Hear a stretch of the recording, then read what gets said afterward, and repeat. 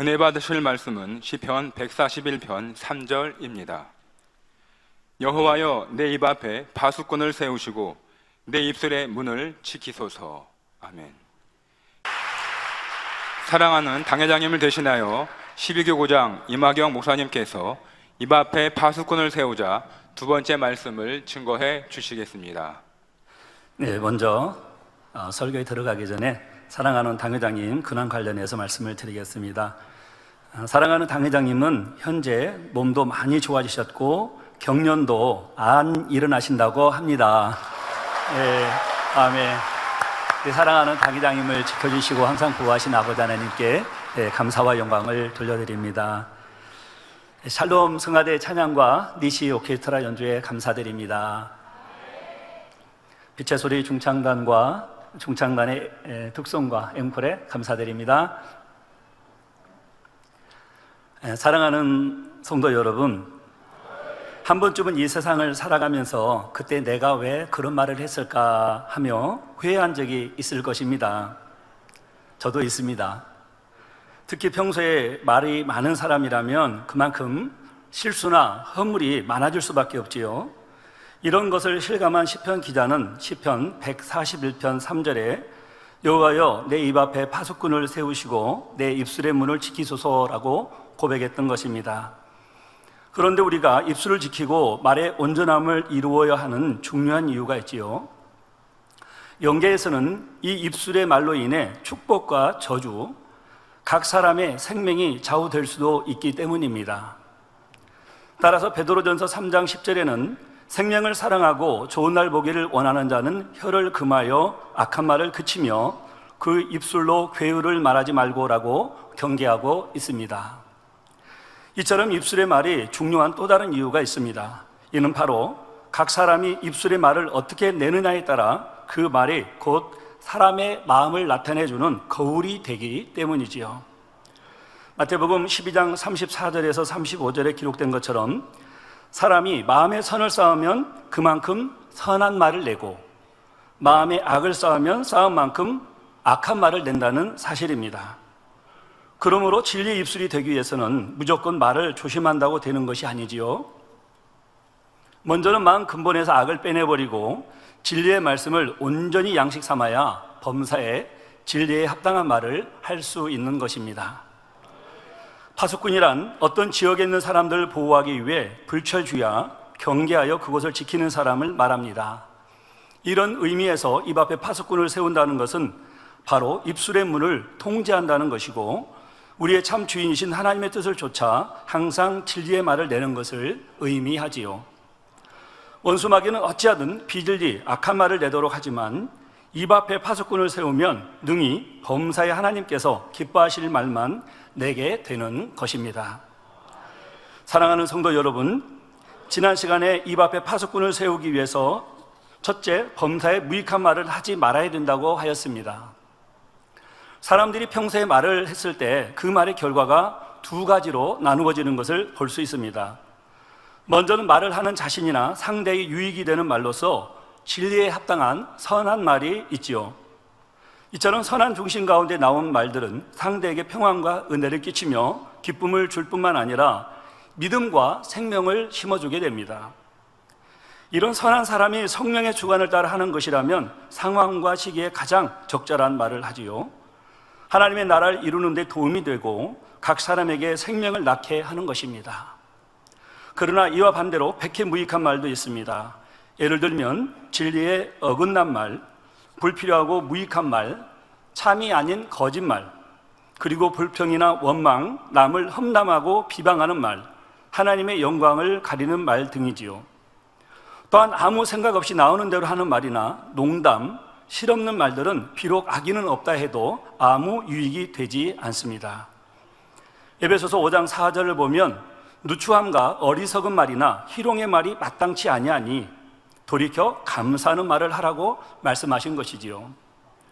마태복음 12장 36절에 기록된 대로 사람이 무슨 무익한 말을 할지라도 후에 하나님의 심판대 앞에 섰을 때 홀이라도 남김없이 갚아야 합니다.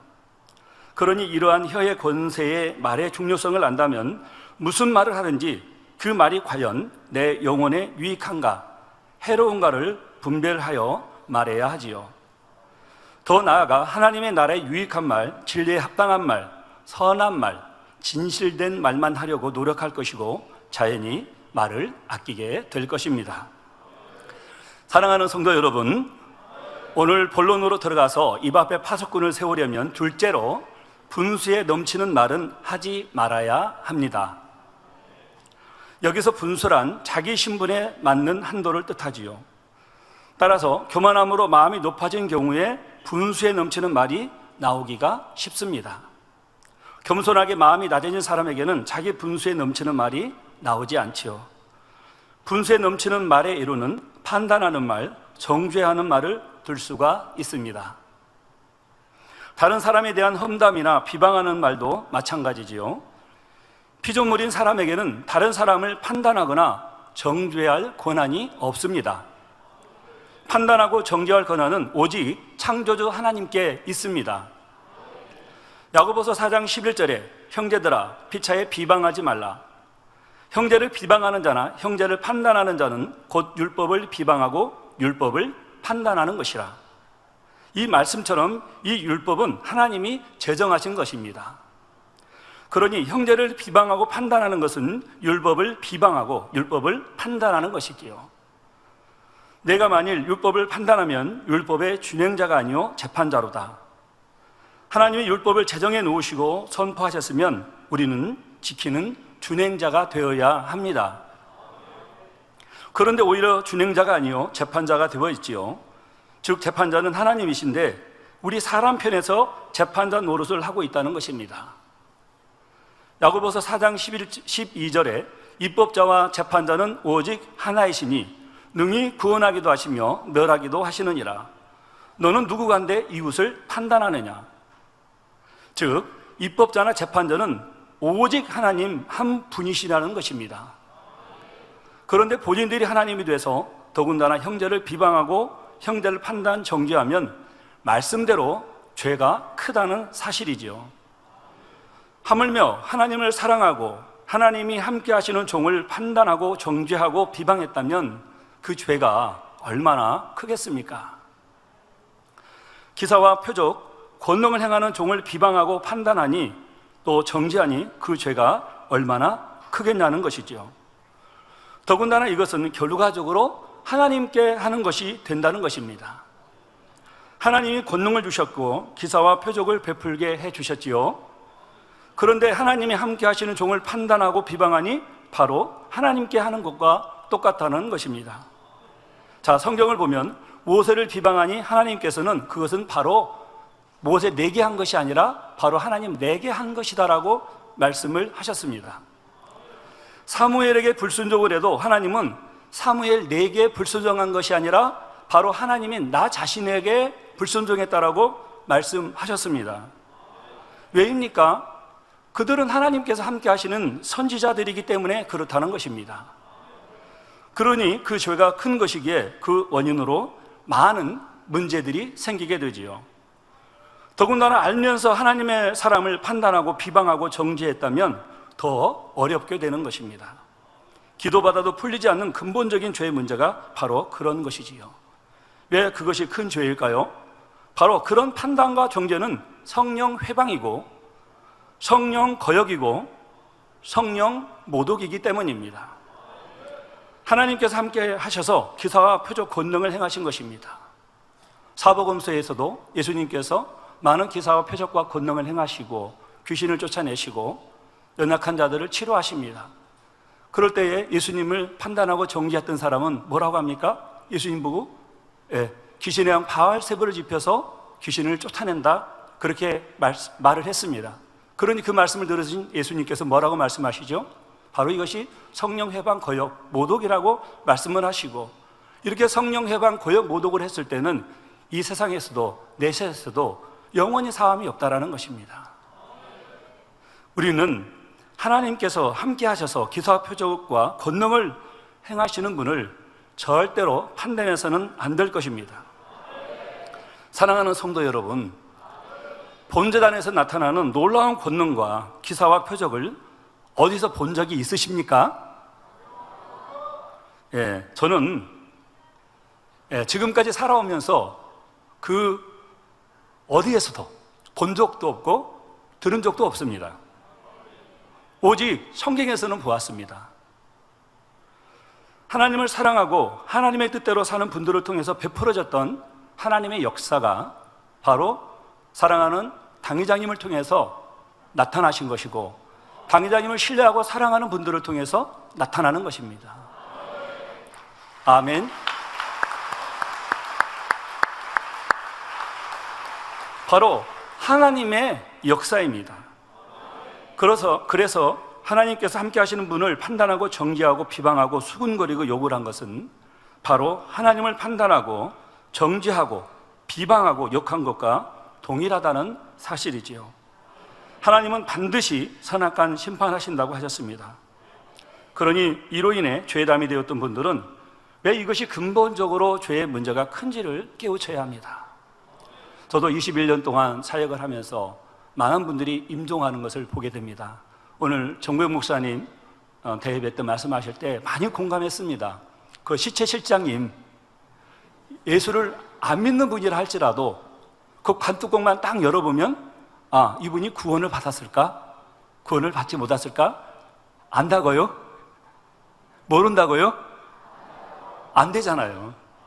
그렇기 때문에 아직은 술 먹고 세상이 좋아서 그것을 즐기지만 이제 딱 내가 죽기 1년 전에 믿고 천국 가겠다고 그렇게 표현했단 말을 들어보았는데, 그것은 참 쉽지 않은 일이죠. 사람의 생과사를 어찌 알겠습니까?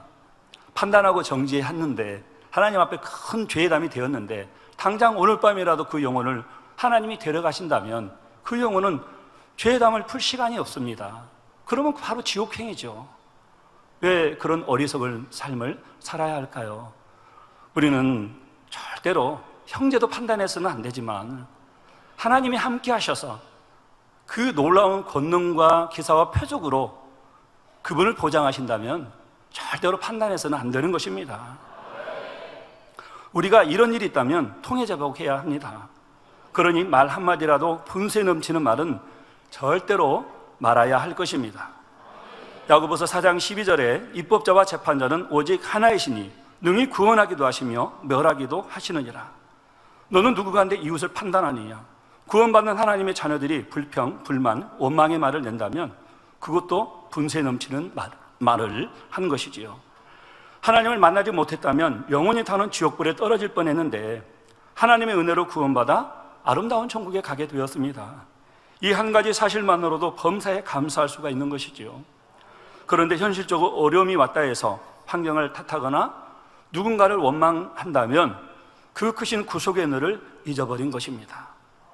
골로새서 1장 13절에서 14절에 그가 우리를 흑암의 권세에서 건져내사 그의 사랑의 나라로 옮기셨으니 그 아들 안에서 우리가 구속 곧 죄사함을 얻었도라 하신 대로 자신이 지옥불에서 구원받은 큰 은혜를 입었음을 아는 사람이라면 자기 분수를 알아 어떤 어려운 상황에서도 오직 감사가 나올 수밖에 없다는 사실입니다.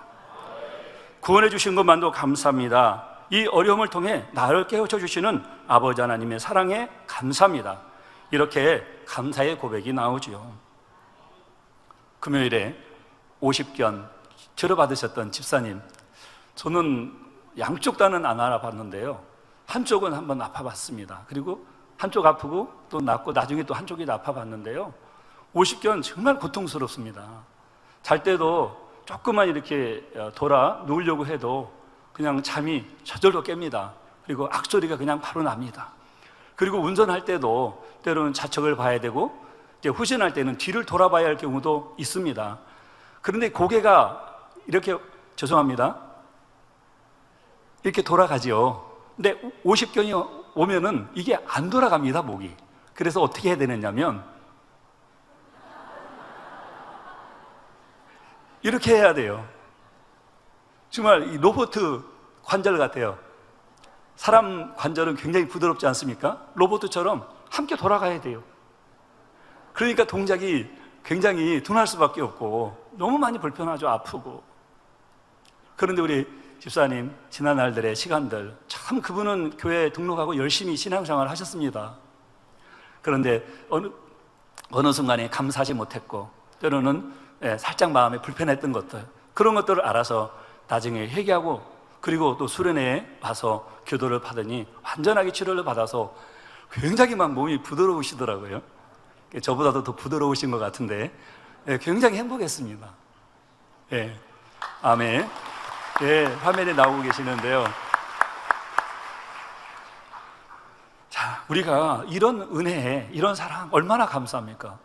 저도 만민의 재단에 등록한 지 올해로 만 30년이 됐는데요. 당의자님을 만나서 치료받고 또 축복받고 변화돼서, 예전에 교회 오기 전에 많이 아팠고 힘들었던 그런 분야들, 또 정신적으로 스트레스, 요즘 생각하면 아마 뭐 우울증이지 않았나 싶고, 또 그보다도 더 컸던 그런 마음의 병이었지 않았나 싶은데, 당의자님을 만나고서는 그냥 다 떠나갔어요.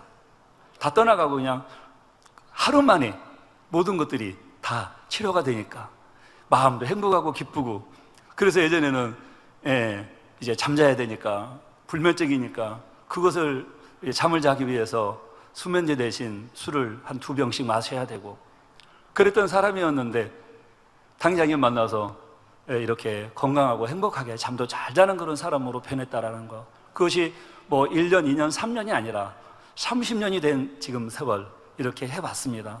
저는 세상에서 살 때보다 지금 만민에 들어와서 더 많이 살았어요. 23살에 교회를 와서 지금 30년이 됐습니다. 얼마나 행복하지 몰라요. 하나님께서 이러한 복을 주셨습니다. 누구를 통해서요? 바로 아버지 하나님께서 당회장님을 통해서 저희들에게 주신 거예요. 아멘. 저뿐만입니까? 여러분들도 한 분 한 분 얼마나 많은 간증들이 있고 체험들이 있습니까? 이런 은혜를 안다고 한다면 우리가 어떤 경우에도 누구도 판단해서는 안 되지만, 특히 하나님께서 함께 하시는 분은 절대로 판단하고 정죄해서는 안 된다는 것입니다. 그래서 아까 말씀하다 말았는데, 저도 장례식장에 가서 정말 이제 관 뚜껑을 열어보면 이분이 구원받았구나, 그렇지 못하구나를 많이 느끼게 되지요. 특히 우리 성도님들 장례를 많이 치르기 때문에 뭐 극히 구원받지 못한 사람들 보는 경우는 드뭅니다만은, 나중에 교회를 등록해서나 신앙생활을 잘 하지 못했거나, 아니면은 98, 99년도에 큰 담이 되어서 그 담을 헐지 못하고 가는 분들 중에는 구원받지 못하고 그분이 얘기했던 것처럼 뭐 혀를 깨물고 이렇게 가신 경우나, 아니면 눈을 부릅뜨고 가신 경우나, 이런 경우들을 실질적으로 봤는데요. 저도 나름대로 좀 담대하거든요. 그런데 그런 경우를 보고 나서는 처음에 사역을 할 때에는 거의 막 한 달 동안 잠자려고 하면 그 모습이 자꾸 떠오르고 그래서요, 굉장히 힘든 적이 있었습니다. 구원받지 못한 사람을 제가 사역 초기가 98, 99년도 지나고 사역을 했기 때문에 굉장히 힘들 때가 있었어요. 그러나 그 이후로는 우리 성도님들이 거의 뭐 구원받지 못하고 가시는 분들을 보지 못할 정도로 우리 성도님들이 신앙생활을 너무 잘하기 때문에 그랬었습니다.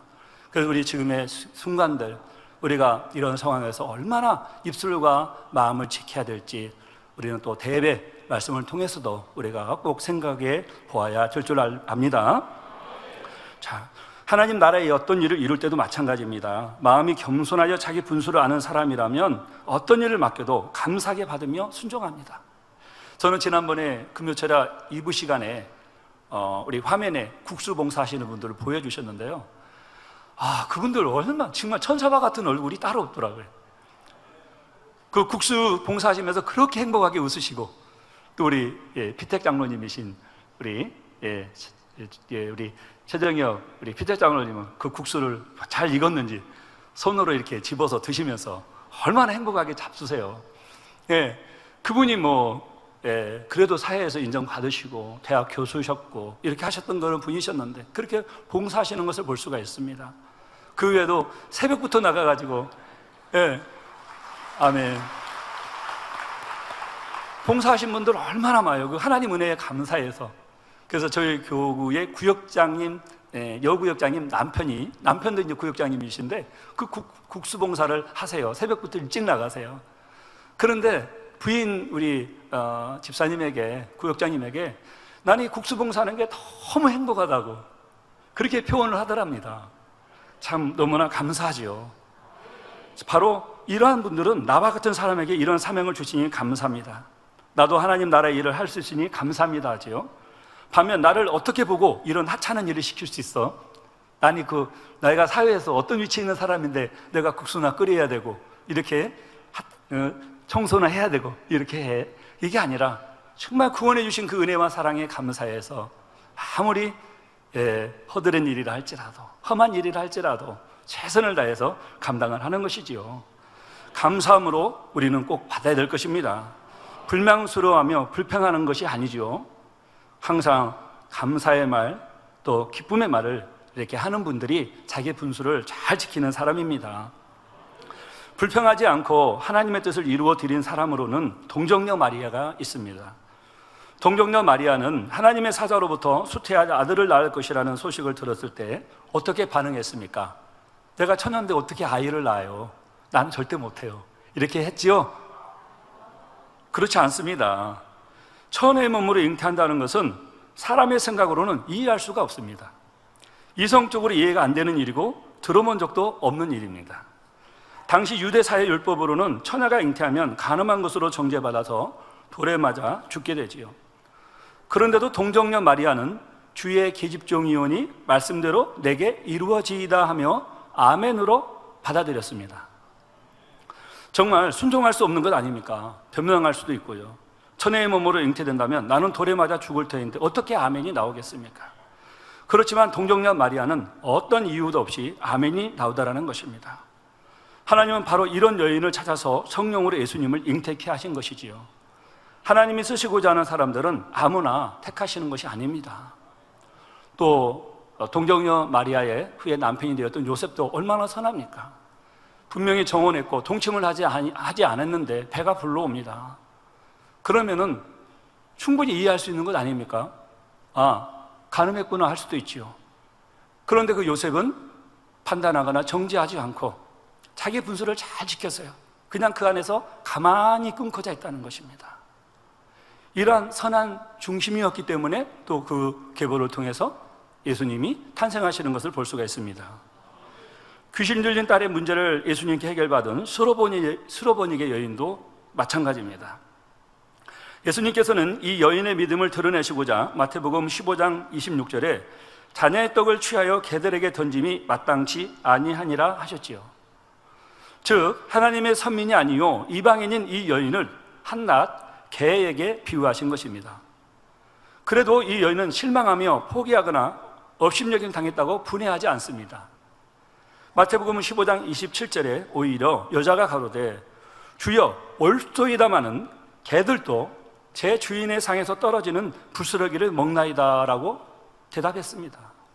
예수님이 개에 비유하셨지만은 저는 그런 개에 비유해도 상관이 없습니다.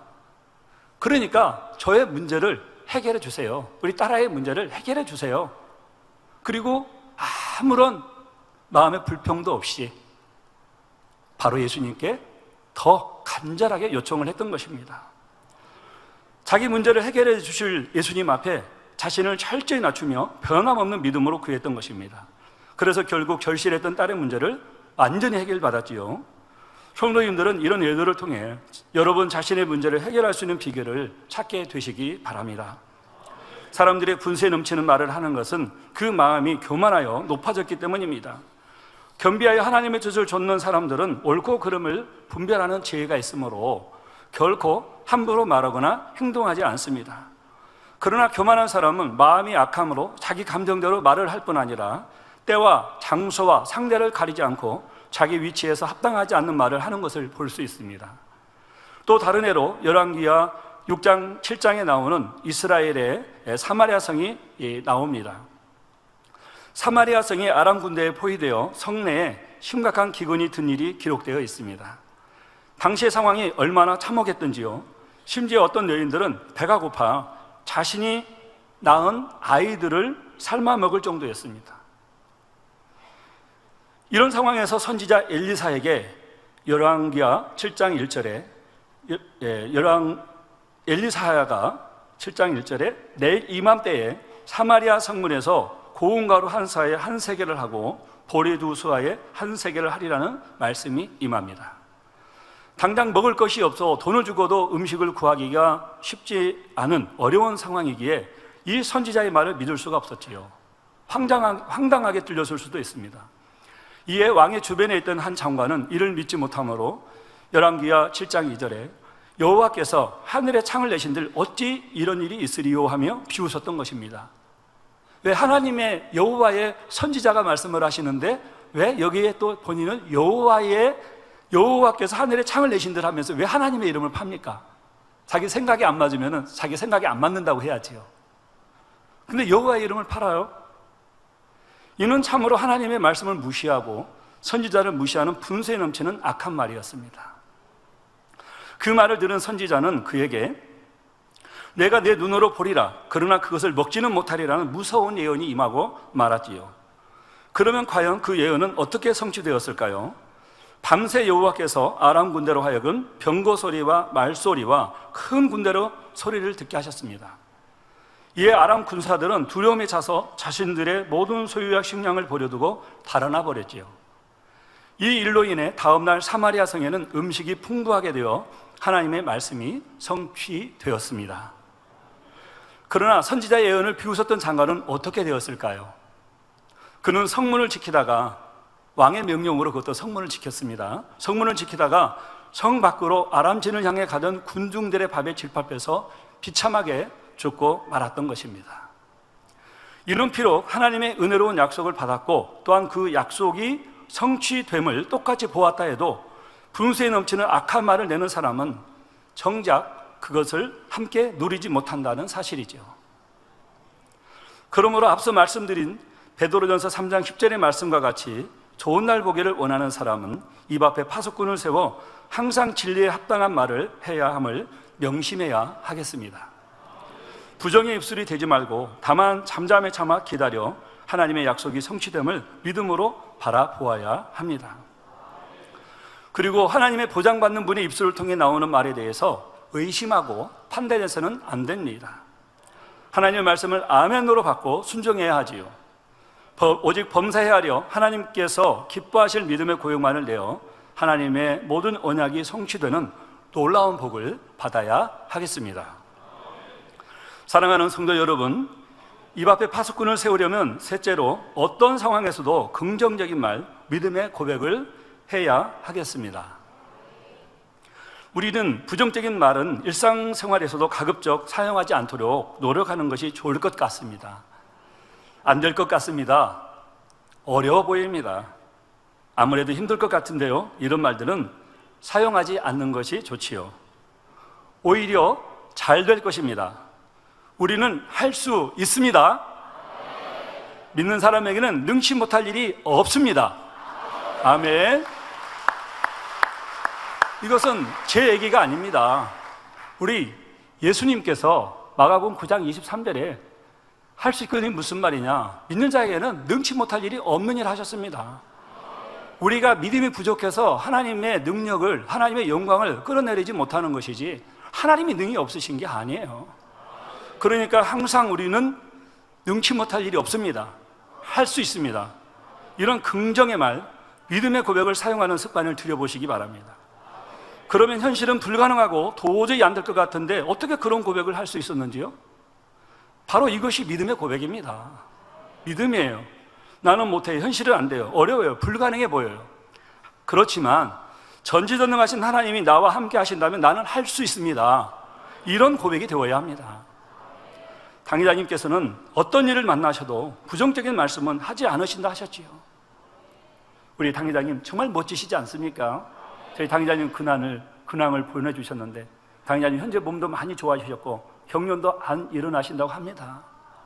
이렇게 항상 믿음의 고백을 해주시죠. 물론 현실이 그렇습니다마는 당회장님은 어떠한 상황에서도 믿음의 고백을 하십니다. 그러니 하나님께서는 그 믿음 앞에는 꼼짝을 못 하신다 하시죠. 결국 그 믿음대로 되어지는 것입니다. 그러니 우리도 일상생활에서 바로 그런 믿음의 고백을 해야 될 줄 믿습니다. 모든 것이 긍정이셨습니다. 당회장님은 입술로만 하시는 것이 아니고 마음에서 다 긍정이시고 아니 될 게 없다 하셨지요. 만군의 여호와 하나님께서 함께 하시고 당회장님의 기도를 들으시는 줄을 당회장님께서는 믿으십니다. 그러니 항상 긍정적인 입술의 고백이시고 중심에서 그 고백이 나와주시고 그리고 그 고백대로 다 되어지는 것이지요. 그래서 아니 될 것도 되고 될 것은 더 잘 되는 것입니다. 성도 여러분, 부정적인 말을 입술로 내면 듣는 사람에게도 부정적인 영향을 주게 됩니다. 그래서 분위기를 흐리고 어둡게 만들지요. 잘해보자고 하는 의욕을 빼앗아가며 어깨도 축 처지게 됩니다. 반대로 긍정적인 말은 분위기를 맑고 밝게 만들지요. 잘 할 수 있을 것 같은 자신감을 갖게 하며 다시 일어설 수 있는 힘을 줍니다. 예를 들어서 여러분, 자녀들이 평소에는 수학을 40점을 맞았어요. 그런데 그 자녀가 열심히 공부를 해가지고 50점을 맞았어요. 그러면 그 부모님들이 10점밖에 못 올랐네? 아니면 50점밖에 안 되네? 하면서 부정적인 말을 하겠습니까? 예, 하실 분도 계신 것 같습니다. 물론 부모님이 바라보는 건 100점입니다. 그러나 40점을 맞았는데 열심히 노력해서 10점이 올라와서 50점이 됐어요.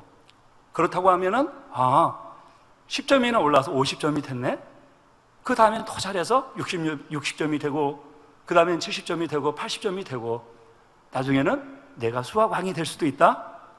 이렇게 긍정의 말, 믿음의 고백을 해주면 얼마나 좋습니까? 그러면 그 자녀들이 어떻게 해요? 열심히 노력합니다. 그런데 부정적인 말을 해봐요. 야, 옆에 철수는 100점 맞았는데 너는 50점 맞아가지고 자랑스럽게 와서 그렇게 얘기하냐? 그렇게 얘기할 부모가 어디가 있겠습니까? 혹시라도 그럴 부모가 있을지는 모르겠습니다만은 저라면 그렇게 하지 않을 것 같습니다. 우리 성도님도 지혜로우시기 때문에 그렇게 하지 않으시겠죠? 예. 그렇기 때문에 이 부정적인 말을 입술로 내면 다른 사람에게도 부정적인 영향을 주기 때문에 분위기를 흐리고 어둡게 만들지요. 잘해보고자 하는 의욕을 빼앗아가며 어깨도 축 처지게 됩니다. 반대로 긍정적인 말은 분위기를 맑고 밝게 만들지요. 잘 할 수 있을 것 같은 자신감을 갖게 하며 다시 일어설 수 있는 힘을 줍니다. 잠언 18장 21절에 죽고 사는 것이 혀의 권세에 달렸나니 혀를 쓰기 좋아하는 자는 그 열매를 먹으리라는 말씀같이 말 한마디에 잘못해서 지옥 갈 수도 있고 또 잘하면 천국 갈 수도 있고 또 잘못하면 실패할 수도 있고 말 잘하면 성공할 수도 있고 또 내가 잘 될 수도 있고 잘 안 될 수도 있습니다. 따라서 부정적인 말을 많이 하면 할수록 일이 잘 안 되고 어려워집니다. 그래서 죽겠네 하는 사람들은 계속 죽을 일만 생기죠. 안 될 일, 그냥 어려운 일만 자꾸 생기는 것입니다. 죽겠네 하는 사람들은 입술의 고백이 그냥 습관이 돼 있지요. 저는 만민교회 우리 만민의 재단에 처음에 오니까 모두가 다 살겠네 하는 거예요. 그래서 그게 참 신기했습니다. 근데 그것이 습관이 되기까지는 좀 시간이 걸렸죠. 예를 들어서 저희 참 우리 한국 분들은 죽겠다는 표현을 잘 쓰는 것 같습니다. 뭐 예쁜 손주가 있어요. 아이고 예뻐 죽겠네. 또 배가 불러요. 그러면은 배불러서 어떻게 해요? 참 편하나 그랬는데 그래야 될 텐데 배불러서 세상 사람들. 그러니까 우리 성도님들은 그런 말을 잘 안 쓰니까 지금 안 나오잖아요. 근데 만약에 제가 외부 강연 가가지고 이렇게 해봐요. 그러면 그분들은 바로 죽겠네 나옵니다. 배불러서 그러면 죽겠네. 예뻐서 죽겠네. 그렇게 나올 거라는 얘기예요. 그런데 우리는 배불러서 살겠네. 예뻐서 살겠네. 충만해서 살겠네. 다. 그리고 정말 거꾸로 충만할 때는 어떻게 하냐면 1번 충만, 2번 충만. 그렇게 써요. 왜냐하면 부정적인 단어를 안 사용하려고. 그래서 충만이 진짜 충만이야? 2번 충만이야? 그렇게 물어보는 경우도 있지요. 얼마나 아름답습니까? 그래서 우리는 항상 믿음의 고백만을 또 긍정의 고백만을 해야 될 줄 압니다. 예를 들어 컵에 좋아하는 음료가 반 정도 있는 것을 보고 반만 남아있네 하며 부정적인 표현을 하는 것보다 제가 좋아하는 음료라고 생각해 보겠습니다. 지금 보면 한 반 정도 남았나요? 근데 아이고 반밖에 안 남아있네 바라보면서 굉장히 아쉬워하고 불안해하고 그런 것보다 아직도 나에게는 반이나 남아있다고 이렇게 고백하는 거하고 어떤 고백이 더 은혜롭습니까? 예, 후자가 더 은혜롭지요? 우리 모두는 그런 고백을 해야 될 줄 압니다. 그리고 기왕이면 뭐가 없어도 없다고 하면 계속 없어요. 그럼 어떻게 해야 돼요? 예, 돈이 예를 들어서 지금 100만 원이 없네 하는 것보다 어떻게 해요? 100만 원이 필요하네. 그렇게 표현하면 얼마나 좋아요. 그럼 내 마음이 조급해지고 불안해하지 않고 100만 원이나 필요한데? 그러면 그 다음에 뭐가 생각나겠어요? 기도해야지. 하나님께 구해야지. 그렇게 하면은 얼마나 좋습니까? 근데 없다고 생각하면은 계속 이 부정적인 생각에 갇혀서 자기 자신이 힘이 빠지게 되고 여러 가지 문제가 됩니다. 그래서 우리가 항상 긍정의 표현이 훨씬 여유롭고 좋습니다. 이왕이면 긍정적인 고백으로 무엇이 필요하다고 말합니다. 이때 훨씬 기분이 좋아질 것이고 하나님께서 기뻐하실 것이고요. 그러니 긍정의 고백을 하는 것이 영육간에 좋은 것입니다. 기왕이면 주께서도 살겠네 하면 좋고요. 그러면 살 일이 생길 것입니다.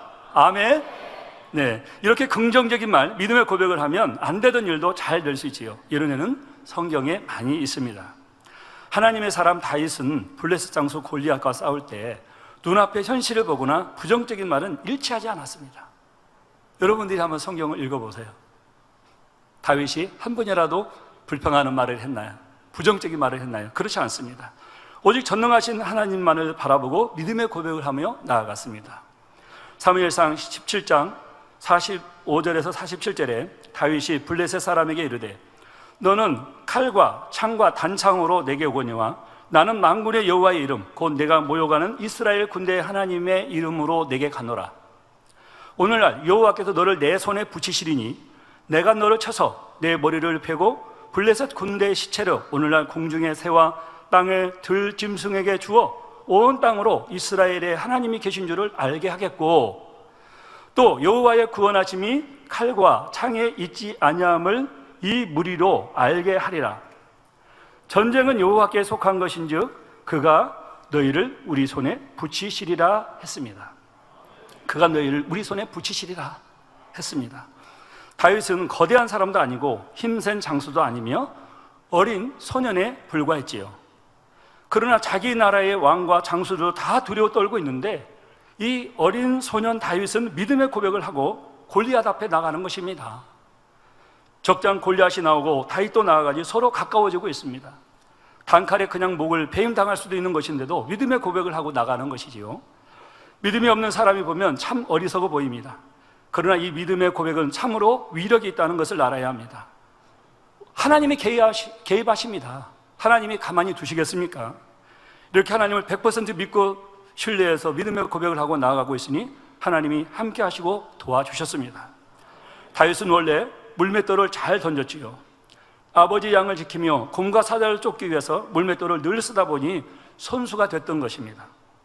그렇지만 골리앗을 단 한 방에 쓰러뜨린다는 것은 쉬운 것이 아니지요. 한번 생각해 보겠습니다. 자, 투구를 썼지요. 거기에 든든하게 갑옷을 다 입었습니다. 그리고 키도 크고 힘도 셉니다. 그렇기 때문에 다 골리앗을 두려워 떨고 있지요. 그런데 다윗이 이 물맷돌 하나로 급소를 맞춰 죽인다는 것이 어찌 쉬운 일이겠는지요. 투구를 쓰고 있으니 어디 맞아봐야 소용이 없습니다. 철투구잖아요. 돌 맞아봐야 팅하고 튕겨져 나갑니다. 그런데 급소 한 군데가 딱 비어 있습니다. 어딜까요? 예, 양비간에. 그래서 우리가 옛날 고대 시대나 중세 시대 투구를 보게 되면은 이렇게 있는데 이렇게 딱 비어 있지요. 거기를 정확하게 하나님께서 정확하게 맞게 해주신 거예요. 물론 다윗이 실력이 좋기도 합니다. 하지만 하나님이 개입하셔서 정확하게 가서 맞았다는 것이에요. 예, 다윗의 믿음을 기뻐하신 하나님께서 이스라엘이 너무 어렵고 힘든 전쟁을 쉽게 이길 수 있도록 해주신 것입니다. 할렐루야. 예, 우리가 어떤 일을 만난다 할지라도 하나님을 의지하고 믿음으로 나갈 때에 하나님이 도와주셔서 모든 일을 해결해 주신다는 것입니다. 그런데 이와 반대로 부정적인 고백으로 비참한 결과를 맞이한 사람들도 있었습니다. 비록 스스로는 믿음이 좋다고 생각했던 사람들조차도 막상 현실의 어려움을 만나면 부정적인 말이나 불평, 불만이 나오는 것을 볼 수 있지요. 그러나 참 믿음이란 그 자체가 진실한 것으로서 어떤 경우에도 변함이 없습니다. 현실의 상황과 조건을 생각하지 않고 오직 무에서 유를 창조하시는 전능하신 하나님을 바라고 믿는 것입니다. 그러니 이 말씀이 정녕 내 것이 되기 위해서는 하나님과 원수된 육신의 생각을 비롯하여 이론과 틀을 철저히 깨뜨리는 작업이 무엇보다 중요합니다. 그렇지 않으면 아무리 하나님의 역사를 많이 보고 또 체험했다 해도 여전히 육에 머물러 현실에 매이지요. 힘들면 부정적인 말이 나올 수밖에 없는 것입니다. 아까 대회 때 우리 정우영 목사님 말씀해 주셨던 것처럼 심장의 쇼크로 인해서 죽었던 사람들이 다시 살아났을 때 그분들이 한결같이 다 영적인 체험을 했는데 하루 이틀 지나고 나면 그것을 희미하게 잊어버린다고 하지요. 참 우리 사람들은 많이 있는 것 같습니다. 받은 은혜와 사랑과 또 축복도 많이 있고 지금 현재 이 자리에 이르기까지 어떻게 하나님이 도우셨고 이 재단을 만나서 당회자님께서 어떠한 희생과 사랑으로 우리를 사랑하셔서 한 영혼들을 살리셨고 그 영혼들이 아름다운 새를 삶으로 갈 수 있도록 이끌어 주셨는지 그 희생과 사랑을 더 많이 생각해야 될 텐데 하루 이틀 기억하고 그냥 마는 것인지 아니면 몇 년 기억하고 마는 것인지 그러나 우리가 이 구원받은 은혜 또 귀한 당회자님을 만나서 그 권능으로 하나님께서 주신 권능이시지만 그 안에 바로 당회자님의 권능을 통해서 바로 우리를 치유해 주시지 않았습니까? 그렇다고 하면 그 은혜는 제가 생각할 때는 주님 오실 때까지 잊지 않고 가야 될 것 같습니다. 그냥 쉽게 잊어버리는 것들이 아니라 또 새기고 그 사랑을 내가 무엇으로 보답할까 하는 마음으로 달려가야 되지요. 그러니 이 말씀이 내 것이 되기 위해서 하나님과 원수된 육신의 생각을 철저히 깨뜨려야 됩니다. 우리는 가나안 땅을 정탐하고 돌아온 12 정탐꾼의 보고를 통해 이러한 사실을 더욱 실감할 수 있습니다. 하나님께서는 이스라엘 백성들을 출애굽시키시면서 그들에게 수차례 젖과 꿀이 흐르는 가나안 땅을 약속하셨습니다. 그런데 막상 광야길을 거쳐 가나안을 눈앞에 두었을 때의 일입니다. 그 땅을 40일 동안 정탐하고 돌아온 정탐꾼들의 보고가 완전히 다른 두 의견으로 나뉘어졌습니다. 먼저는 여호수아와 갈렙을 제외한 10명의 정탐꾼들은 보고할 때 이렇게 합니다.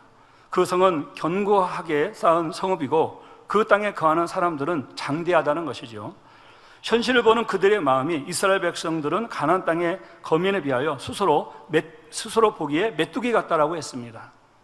민수기 13장 32절에 33절에 기록된 대로 그 땅의 강한 백성들을 보고 현실의 어려움을 계속 되풀이해서 말하면서 부정적인 고백을 늘어놓았습니다. 이러한 정탐꾼들의 부정적인 보고는 금세 백성 대부분에게 악영향을 끼쳤습니다. 사람들이 부정적인 어떤 고백이나 그런 말을 할 때 주변에 믿음 없는 사람들을 실족시키고 시험에 들게 하며 악영향을 끼치게 된다는 것입니다.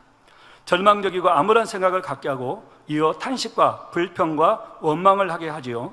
그런데 이런 가운데서도 긍정적인 믿음의 고백을 하는 사람이 있었는데요. 여러분들이 너무나 잘 아시는 여호수아와 갈렙은 하나님께서 약속하신 가나안 땅이 얼마나 아름답고 기름졌는지 그 증거를 보여주었습니다.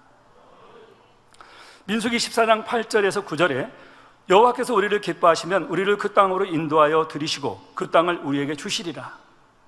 이는 과연 젖과 꿀이 흐르는 땅이니라.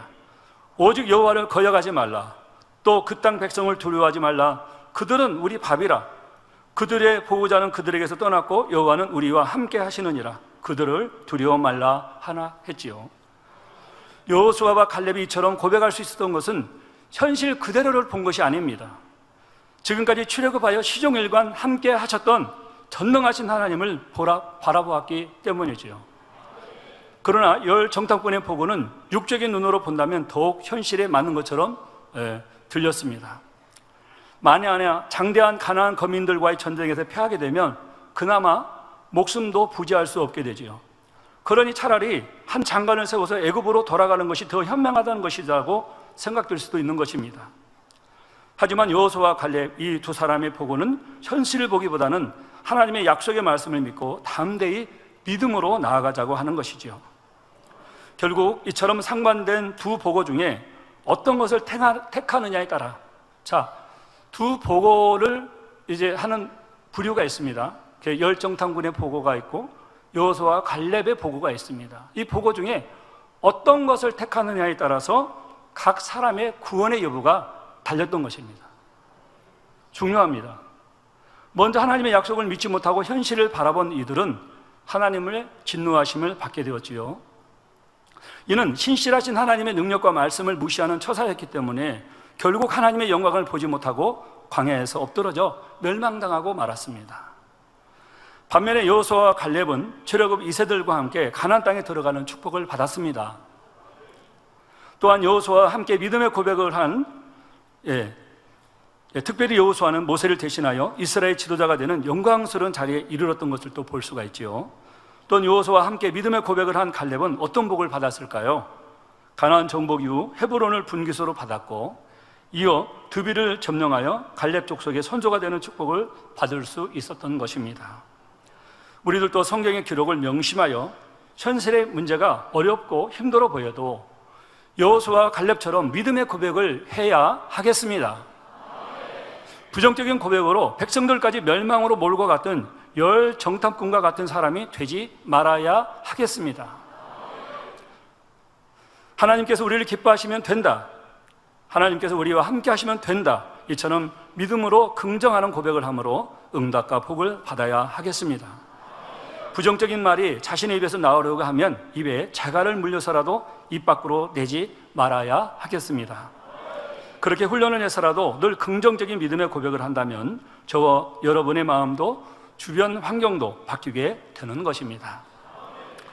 사랑하는 성도 여러분, 결론을 말씀드립니다. 전화위복이라는 고사성어가 있습니다.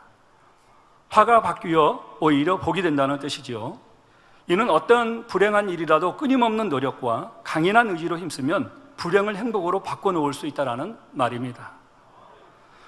행복은 그냥 오는 것이 아닌 노력의 대가이며 위기가 왔을 때 어떻게 극복하느냐에 따라 달라지지요. 위기를 극복하고 하나님께 더욱 인정받았던 다윗 왕이 한 차례 범죄한 일이 있었습니다. 바로 우리아의 아내 바세바를 취하고 그의 남편 우리아를 전쟁터에서 죽게 한 일이죠. 이로 인해서 다윗은 나단 선지자를 통해 하나님의 책망의 말씀을 듣게 되었고 큰 위기가 왔습니다. 이때 다윗은 지난 가을을 바로 인정했습니다. 이유나 변명을 하지 않고 그 즉시 나단 선지자에게 내가 범죄하였나이다 하였지요.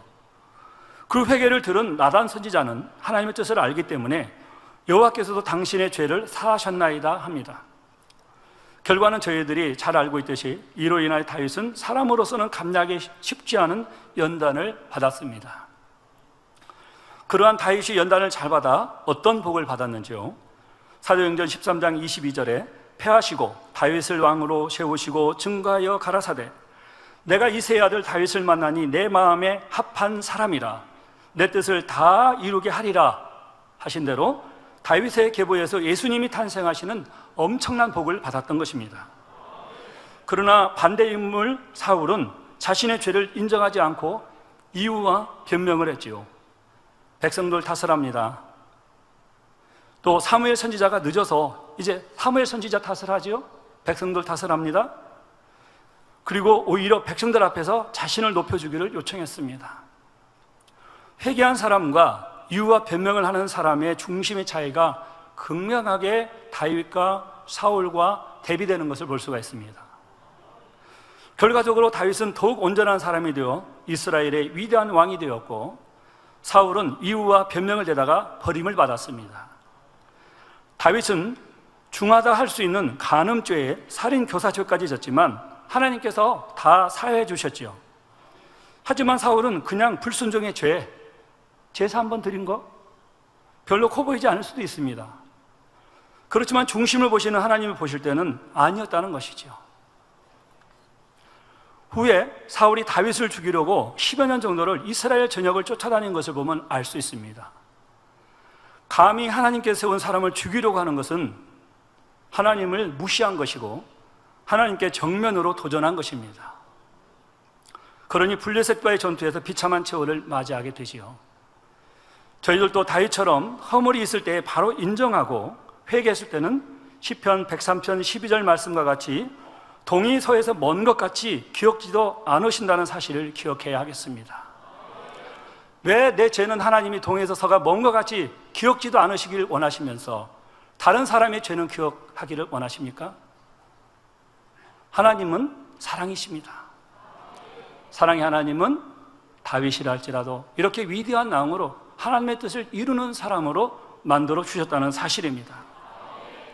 사랑하는 성도 여러분, 잠언 13장 2절 전반절에 사람은 입의 열매로 인하여 복록을 누린다는 말씀처럼 입의 열매, 내가 어떤 말을 하느냐에 따라서 복을 받을 수도 있고 저주를 받을 수도 있고 죽을 수도 있고 살 수도 있다는 것입니다.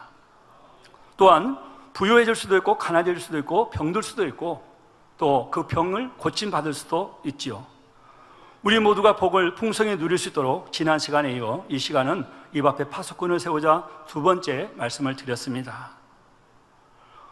지난번 또 첫 번째 무익한 말 대신 유익한 말을 할 것과 오늘 말씀드린 둘째 분수에 넘치는 말을 하지 말 것, 셋째 어떤 상황에서도 긍정적인 말, 믿음의 고백을 할 것을 말씀드렸습니다. 당의자님께서는 이 말씀을 하실 때 다 쉬운 것이라 하셨지요. 말을 할 때 이 세 가지만 명심하여 주의해도 입 앞에 파수꾼을 잘 세운 것이 된다고 하셨습니다.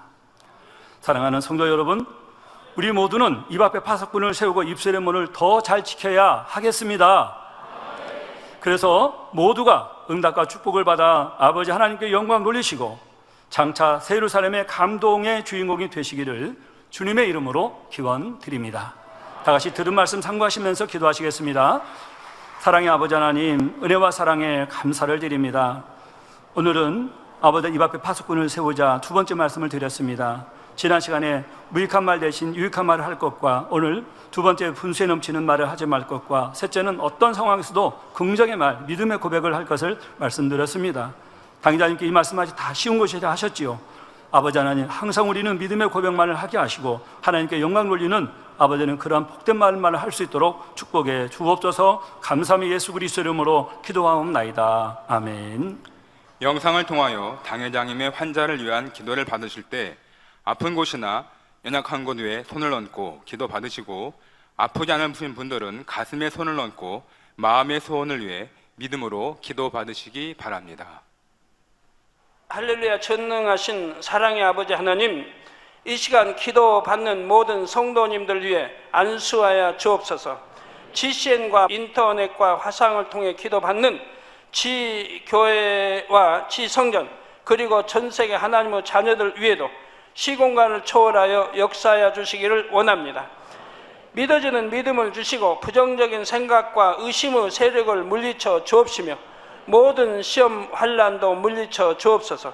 머리부터 발끝까지 오장육부 뼈 마디마디 온몸의 신경 조직 세포 등 아픈 곳마다 성령의 불로 태우시고 근본의 빛으로 역사하여 주옵소서.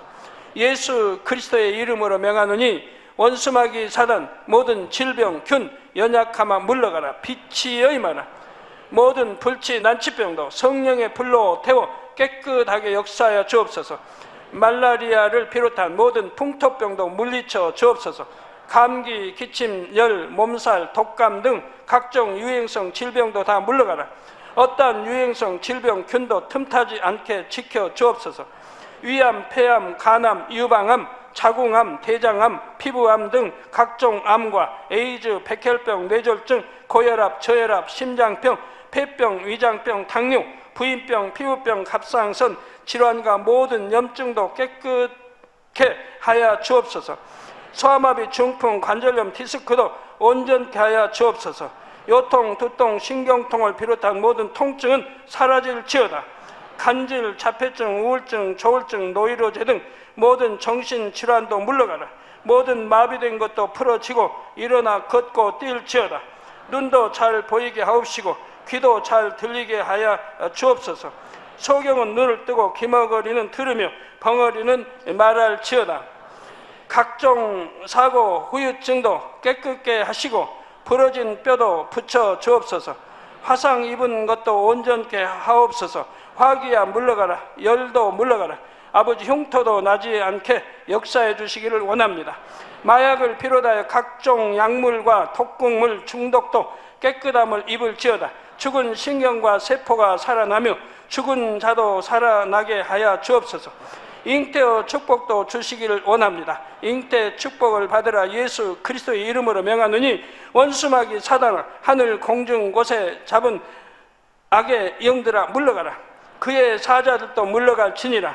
이 땅의 악한 영, 더러운 영, 거짓되고 간사한 영, 이간질하고 미혹하는 모든 어둠들은 물러가라. 모든 흉악의 결박을 풀고 어둠아 물러가라. 빛이여 임하라. 아버지 하나님, 부르짖어 기도할 수 있는 능력을 주시고 죄를 버리고 성결될 수 있는 능력을 주옵소서. 영혼이 잘됨같이 범사에 잘되게 하시고 가정의 복음화도 이루어 주시기를 원합니다. 한 주간도 모든 사고와 재앙으로부터 지켜주시고 불통이 없는 형통한 삶을 살 수 있도록 축복해 주옵소서. 성령의 불담으로 천군 천사와 주님의 불꽃 같은 눈동자로 모든 하나님의 자녀들과 가정, 일터, 사업터를 지켜주시기를 원합니다. 학생들에게 지와 명철을 더하시고 공부도 할 수 있는 뜨거운 마음과 열정도 더하여 주옵소서. 마음과 생각을 세상에 빼앗기지 않도록 지키시고 하나님을 뜨겁게 사랑하는 학생들로 축복하여 주옵소서. 하나님의 자녀들이 먹으나 마시나 입으나 무엇을 하든지 하나님 앞에 영광 돌리는 삶이 되게 축복하여 주시기를 원합니다. 나는 하나님을 만났노라, 체험했노라, 응답 받았노라, 축복 받았노라, 간증하는 입술이 되게 역사하여 주옵소서. 아버지 하나님 감사합니다. 홀로 영광 받으옵소서. 우리 주 예수 그리스도의 이름으로 기도하옵나이다. 아멘. 涙の中おらる主愛の主それは命与える救いの